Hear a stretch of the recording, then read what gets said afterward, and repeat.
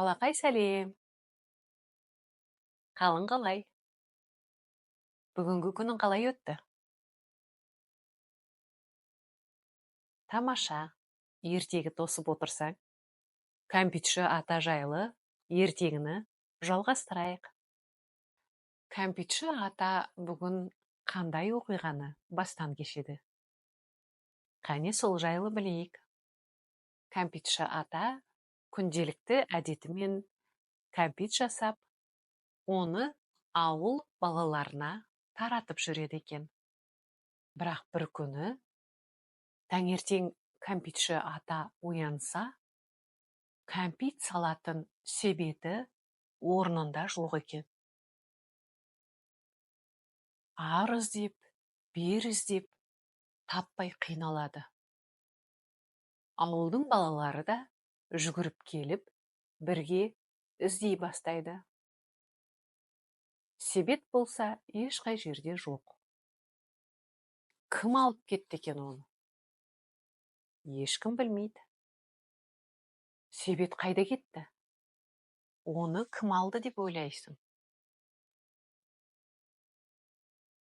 Қане ойланып көрейік. Мүмкін сен тауып қаларсың жауабын.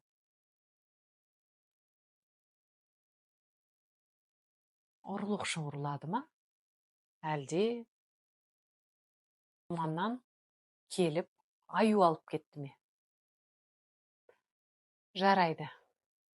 Ары қарай ертегіні тыңда. Ата ауылдың әр бұрышынан іздейді. Бір кезде бір ит келіп, атаның аяғына оратыла бастайды. Қап, сен қайдан шықтың? Сен бірдеңе білесің бе? Деп сұрайды. Ал ит болса, қатты үріп, бір жаққа қарай жүгіре жөнеледі. Ата да балалармен бірге иттің артынан ереді. Ит болса, оларды ауылдың шетіндегі ескі ұяға алып барады. Ескі ұяның ішінде не жатыр екен? Әрине, жоғалған себет сол ұяның ішінде жатады. Бірақ ішіндегі кәмпиттерден бірде-біреу қалмапты. Себебі тышқандар олардың бәрін кеміріп тастапты. Сөйтсе, себетті кәмпитімен тышқандар ұрлап кетіпті. Ал ата болса, итке риза болып, сен нағыз батырсың, енді менің көмекшім боласың, дейді. Сол күннен бастап, ит атаның сенімді тіл алғыш көмекшісі болады. Ол кәмпитті балаларға жеткізіп беріп, оларға қуаныш сыйлайды.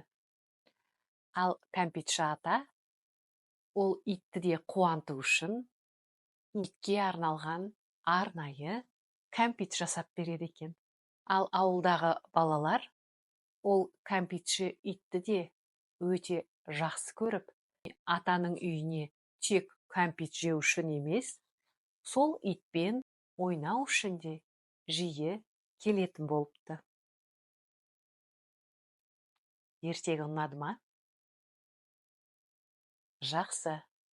Енді ұйқыға жата ғой. Мен сенімен ертеңге дейін қоштасамын.